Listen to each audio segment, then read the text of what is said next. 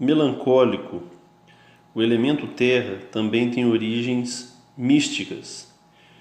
Xenófanes, discípulo de Pitágoras, é sucedido por Parmênides. Observa o mundo e imagina ser necessária uma estrutura maior que o ar. Para ele, a estrutura, a matriz que tudo origina, é a terra. A origem da metafísica pode, de certa forma, ser identificada com as especulações de Parmênides. Ele é o primeiro sujeito a intuir que, para além da opinião dos mortais, existe uma verdade, algo permanente, fixo, que não muda. Desta forma, de um lado esta verdade, a aletheia, e de outro a opinião dos mortais, doxa, que mesmo muito prestigiosas, ainda são opiniões e ainda estão no mundo material. São verdades mutáveis, cambiantes. Segundo o filósofo, as vias de acesso às coisas superiores são outras. Apenas dentro de uma cosmovisão que supõe uma estrutura, por assim dizer, sólida do mundo, pode nascer uma ideia como essa. O sujeito de temperamento melancólico consegue identificar essa estrutura seca e fria, registrando a percepção do mundo, devolvendo-a e criando, assim, uma ordem através da qual é possível chegar à verdade dos entes. As pessoas que têm outros temperamentos precisam fazer um esforço muito maior para entender a existência do que é fixo e imutável. Parmênides só pôde desenvolver sua filosofia porque antes dele existiu Xenófanes, que olhou para o mundo e desenvolveu a sua teogonia, sua cosmologia, seu discurso poético que afirmava a estrutura do mundo como sólida e terrestre. Recebendo essa herança, Parmênides pôde aprender a estabilidade do mundo e dentro dela buscar a verdade das coisas. A estrutura fixa, seca e fria é um apoio para que seja possível se aprofundar e classificar de modo agudo as coisas deste mundo, separando o que é transitório do que é fixo, eterno e imutável.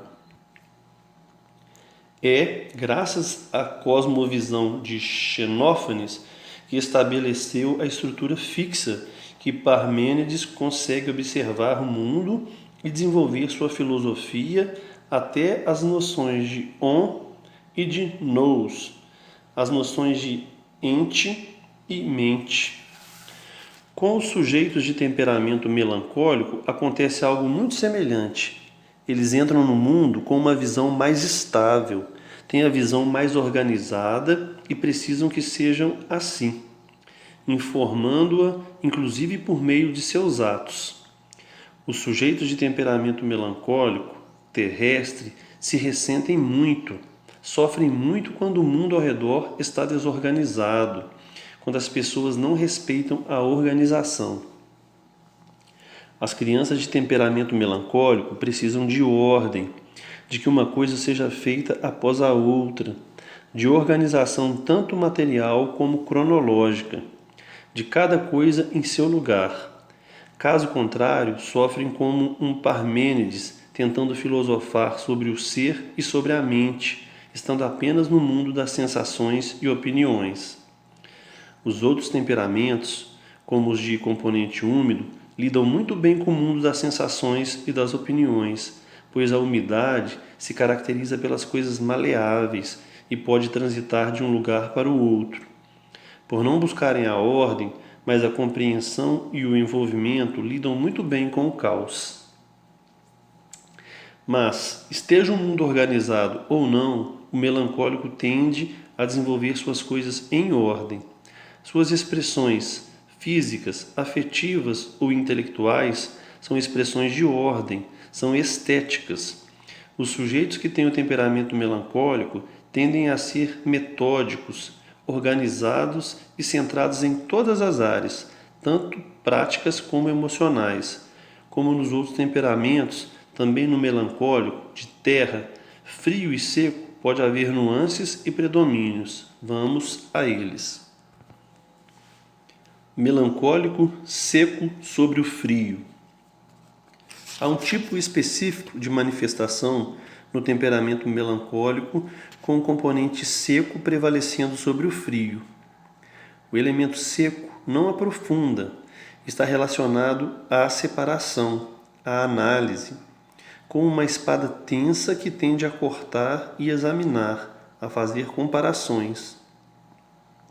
São sujeitos mais meticulosos e muitas vezes irritantes, pois querem a coisa certa ao seu modo. Já entenderam analiticamente como o mundo funciona e sabem que cada coisa tem de estar em seu lugar. É muito normal para eles que seja assim. Eles não tendem a aprofundar ou a envolver o mundo material. Graças à capacidade de comparação e análise, têm tendência a ver o mundo de modo mais restrito e observam a utilidade das coisas. O útil permanece, o inútil não. Não há muito espaço para a relativização e o improviso, pois tendem sempre a buscar a verdade nas coisas. Como Parmênides, os sujeitos melancólicos com predomínio seco sobre o frio buscam verdade nas coisas e não nas relações. Se o temperamento é vivido na medida certa, a pessoa tende a ser eficiente e resolutiva, técnica e realista, no sentido de olhar para a realidade mesma das coisas. Por outro lado, o elemento seco pode tirar dessas pessoas a capacidade da ousadia de empreender no mundo. Não é possível, por exemplo, forçar essa habilidade nas pessoas. Os pais de crianças, assim, podem se frustrar diante de sua falta de ousadia em relação às ideias e atividades. É necessário compreender que, de fato, o seu filho não é tão ousado e não se sente bem como empreendedor, mas representa, por outro lado, uma base, uma estrutura, um apoio aos demais. Ele certamente fica muito feliz com isso. Aqui é possível perceber como a ciência dos temperamentos se aplica às carreiras. Toda a parte de testes vocacionais deveria levar esse estudo em consideração, pois ele ajuda as pessoas a se posicionarem melhor no mundo. Isso não significa que o candidato se limite a este ou aquele trabalho, mas que há certa função dentro deste ou daquele trabalho que pode ajudá-lo a fazer suas escolhas e a contar a sua história, dando mais substância à sua vida e fazendo-o viver com mais verdade dentro de sua vocação. Melancólico, frio sobre o seco. Quando a qualidade fria prevalece sobre a seca, o sujeito tem maior tendência à retenção material das coisas e dificuldade de se aprofundar. Por serem apegadas ao mundo material, essas pessoas acreditam que ele predomine sobre as realidades transcendentes.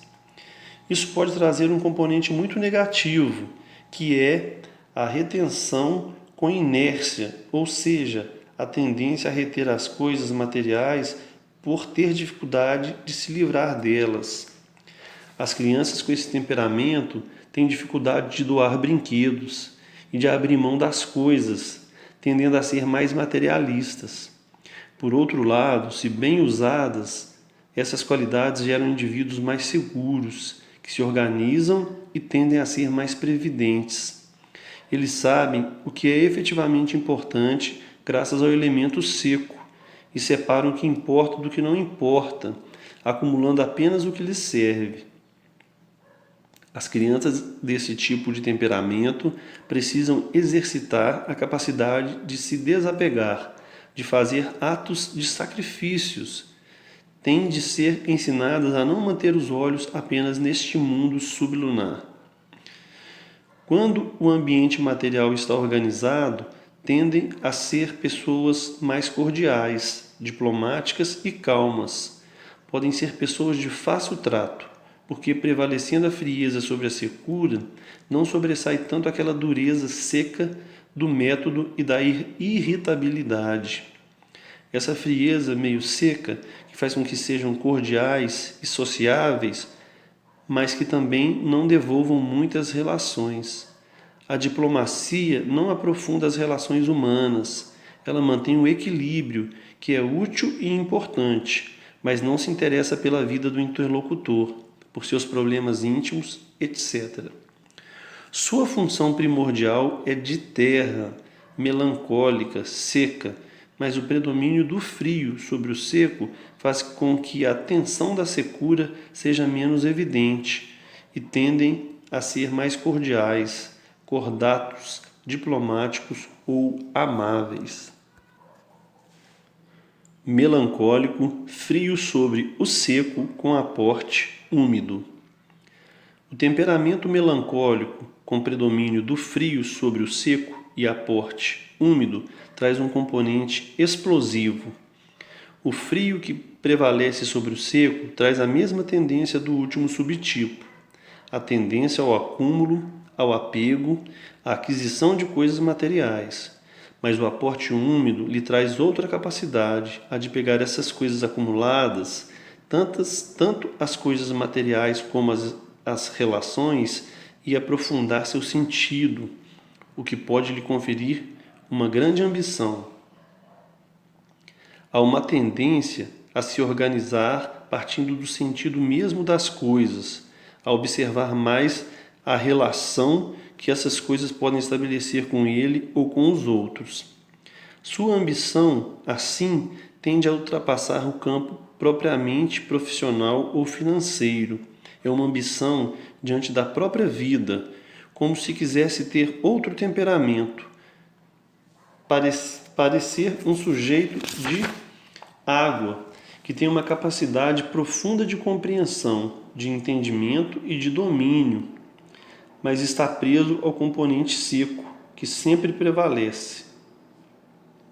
Ele sempre esbarrará na secura que está em sua própria constituição.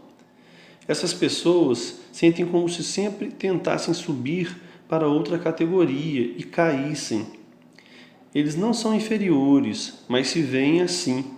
São pessoas que têm claramente o elemento terra moldando o seu temperamento, mas que ao mesmo tempo têm a ambição de entender, de se fazer compreender. E sempre acabam falhando, vislumbram um horizonte que vai além da tirania do material, mas retornam sempre a esse mesmo mundo material, constantemente frustrados. Isso pode ser difícil de perceber nas crianças, mas não nos adolescentes. Essas crianças normalmente são mais distantes e apenas começam a notar que poderiam ser o líder, o sujeito que entende e comanda. Já na adolescência, elas começam a fazer as coisas do seu próprio jeito, a se mostrar de outro modo no grupo, querendo ser o confidente, o conselheiro ou aquele sujeito que bota o grupo para cima, que faz o grupo descobrir novas oportunidades, novas transgressões. Por conta dessas características, esses sujeitos têm de ser muito bem orientados, pois podem carregar um componente eterno de insatisfação. Vale frisar que eles não têm temperamento fleumático. O sujeito fleumático entende bem as relações humanas, mas também entende as limitações dessas relações, enquanto o melancólico analisa o mundo material e sabe a utilidade de cada coisa. Já as pessoas de temperamento melancólico, que têm esse aporte úmido, acreditam que as relações humanas são mais do que realmente são. Apostam nelas mais do que elas podem oferecer. Elas tendem a querer deslocar a sua atuação, a sua atividade psíquica, sua atividade de apreensão para o mundo dos fleumáticos. O problema é começarem a achar que as relações humanas se dão como as relações com as coisas, ou seja, a querer acumular as relações humanas e a sua própria presença na vida dos demais. Falham, obviamente, pois as pessoas não são coisas. Muitos adultos com esse temperamento sofrem por nunca terem sido educados. é preciso ajudá-los a abandonar a tendência de acumular, a não lidar com os outros como se fossem coisas ou posses, pois eles não conseguem usar a secura, a espada seca da melancolia, do elemento terra, para se relacionar com pessoas. Deve-se incentivar essa habilidade para empreendimentos materiais. Os melancólicos se dão muito bem colocando sua energia gerenciando empresas, lidando com questões financeiras, reconhecendo o trabalho dos membros de uma equipe. O elemento úmido lhe faz ambicionar essa sensibilidade interior, mas mal localizada ou mal instalada, de modo que encontram sempre um limite impossível de transpor, que é incomensurável e que no fim das contas transcende a sua capacidade. É preciso ajudá-los a se adequar e a recolocar essa ambição inusitada. Colérico. Chegamos por fim ao elemento fogo. Heráclito é o primeiro a discorrer sobre o temperamentus mundi, que vem do fogo, anunciando como o princípio de tudo por ser a matéria mais cambiante e mais mutável. Não conseguimos pegá-lo ou tocá-lo, como a substância primordial por ser a menos consistente. Ele afirma também que o mundo se origina a partir da guerra, da discórdia e da contrariedade, que tem relação exatamente com o temperamento de fogo. Ao que parece, ele se opõe radicalmente à visão de Parmênides, que elege a Terra como princípio. No entanto, essa opinião não é verdadeira. Não é que a origem de tudo seja o fogo por conta do caos, mas porque é a atividade do fogo de queimar e limpar as impurezas, que revela a estrutura do mundo. O fogo consome o que é impuro e deixa apenas o que é verdadeiro. É o fogo que libera as impurezas e a água que sobrou na massa para dar-lhe a forma do pão, como também é o que, temperando os metais, faz transparecer a pureza do ouro. Heráclito chamou essa atividade ígnea de sophos. Ele pretende descobrir a verdade das coisas queimando as impurezas, liberando a matéria e revelando, por fim, a verdade do mundo. É de Heráclito aquela famosa frase: os homens despertos estão todos no mesmo mundo, os que dormem, ao contrário, estão cada um em seu mundo. O que desperta o homem? A luz conferida pelo fogo. Quando o fogo se apaga e as trevas avançam, caímos no sono e voltamos cada um para o próprio mundo, para a própria opinião. Quando despertamos, podemos ver a verdade das coisas. Heráclito não se opôs às visões de Xenófades e de Parmênides, ele simplesmente as aperfeiçoou. Para o pensador, o fogo está na origem do temperamento do mundo, ou seja, é através dele que se dá a nossa percepção. O temperamento colérico é marcado pela combinação das qualidades de secura e quentura. O fogo é quente porque se expande e é seco porque corta, separa, divide. Nos temperamentos coléricos, notamos comportamentos ligados a essa descrição. Colérico, seco sobre o quente. Quando a secura predomina sobre a quentura, não há marca da expansão, do domínio, da liderança, mas a qualidade de estabelecer separação, ou seja, pessoas mais intransigentes. As diferenças são bem marcadas nos temperamentos coléricos. São as pessoas mais expansivas, mais tensas, mais agressivas e assertivas, nas quais as impressões batem e voltam. Os coléricos, com predomínio do seco sobre o quente, tendem a ser ainda mais ditatoriais, mais dominadores, mais irritados e mais irascíveis.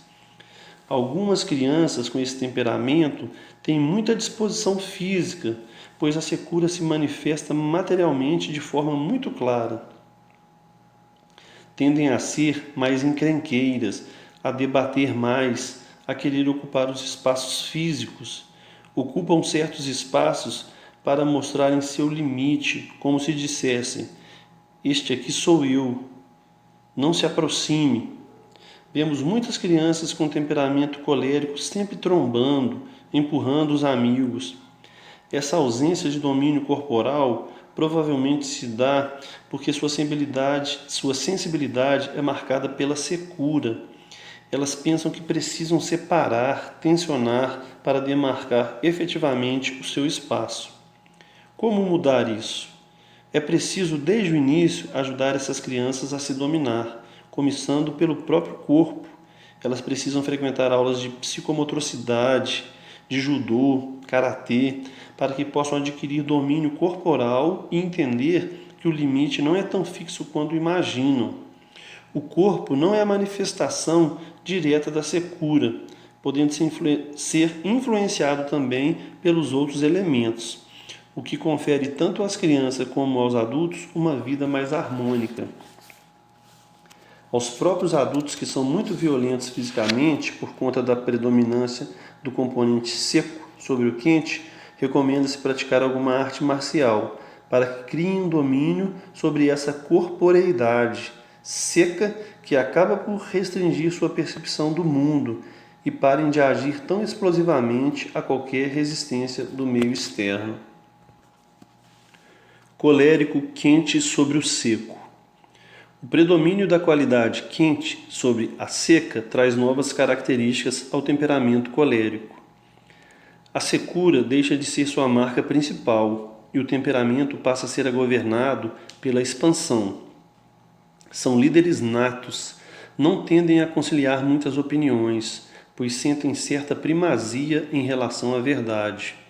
Como dizia Heráclito, o fogo desperta os homens, põe todos aqueles que dormiam no mesmo mundo. Se sou eu quem domina o fogo, vou guiar os que estão atrás de mim. Se eu o apago, todos voltam a dormir.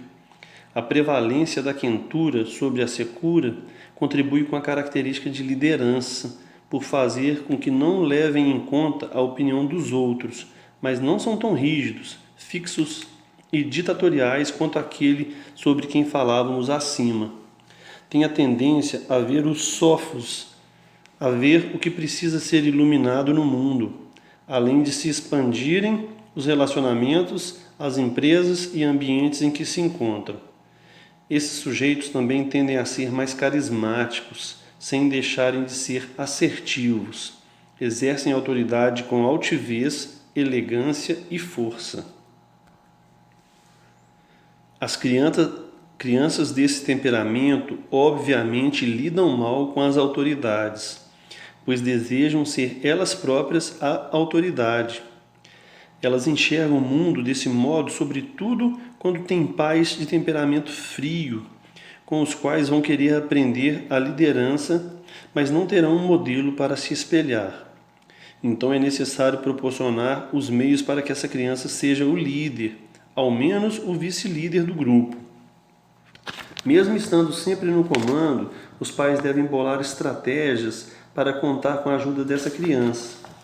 É preciso encontrar os lugares onde elas podem render melhor e ajudá-las a ser bons líderes. Elas também têm um senso afiado de proteção em relação aos seus subordinados e às pessoas que amam. O calor vem com o sujeito que está com a tocha na mão, iluminando os demais e unindo-os no mesmo mundo.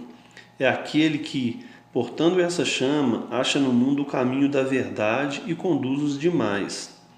O que não significa que o sujeito desse temperamento será melhor filósofo que os outros, mas que vai desempenhar essa qualidade de modo mais natural, pois é aquele que está à frente, iluminando todos, não necessariamente no caminho intelectual, mas em qualquer outro caminho, num parque de diversões ou na relação entre marido e mulher, por exemplo. Colérico quente sobre o seco com aporte úmido. O último subtipo do temperamento colérico é aquele no qual a quentura prevalece sobre a secura, mas com um aporte de umidade, que funciona como uma inclinação mental. Pessoas desse temperamento não têm apenas a característica de expansão na busca pela verdade, mas tendem também a observar as realidades dos demais, tendem a ser líderes mais flexíveis. No caso das crianças, são aquelas com propensão à liderança, que querem e conseguem estar sempre na dianteira e à frente do processo, mas que, quando aparece alguém com autoridade, entendem e acolhem. Se os pais e adultos responsáveis não exercerem autoridade, essas crianças causarão muito problemas, pois têm necessidade dessa autoridade e, quando não a encontram, buscam-na em outros lugares. Diferentemente dos outros subtipos, o aporte úmido atribui a esses sujeitos uma característica de equidade, por tenderem a ouvir os demais. Isso ocorre porque, além da característica quente da liderança, a secura põe cada coisa em seu lugar, e em conjunto com a expansividade, a umidade dá a essas pessoas a sensibilidade de olhar para os outros. Daí emerge seu agudo senso de justiça. A pessoa ouve a demanda dos outros e, como sabe o que lhe é próprio, tende a devolver à altura.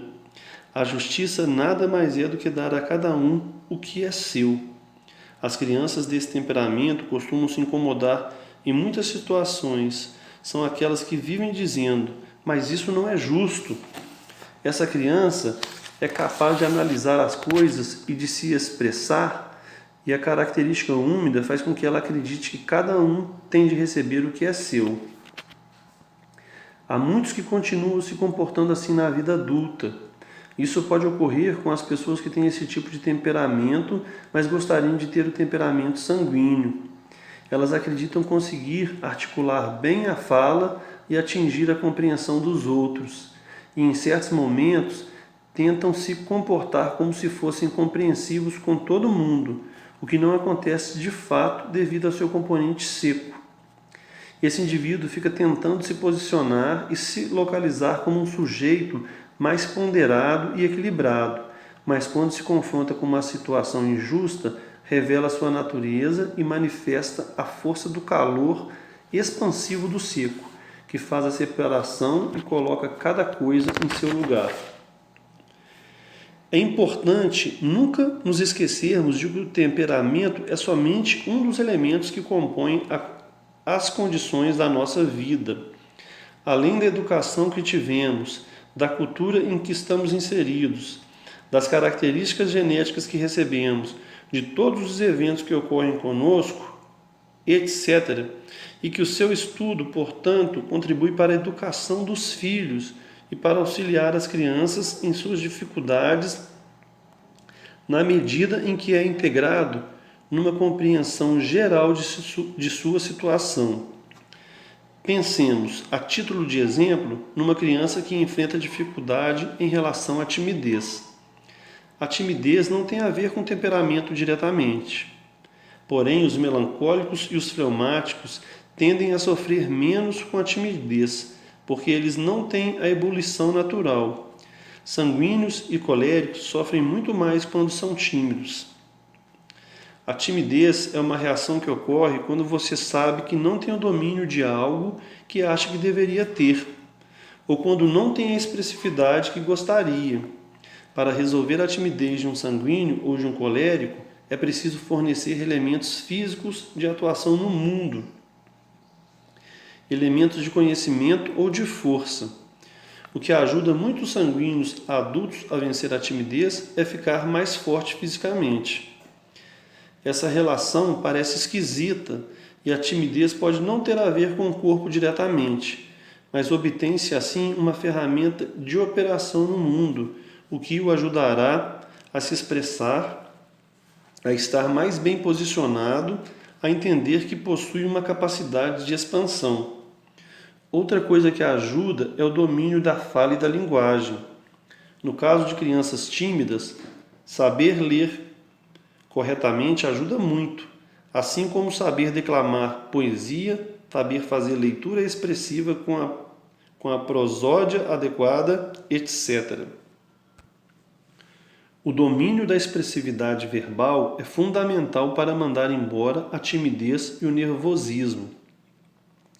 A identificação do temperamento nos ajuda a encontrar as soluções mais adequadas ao funcionamento interno, daquela pessoa, mesmo que o problema não provenha diretamente daí.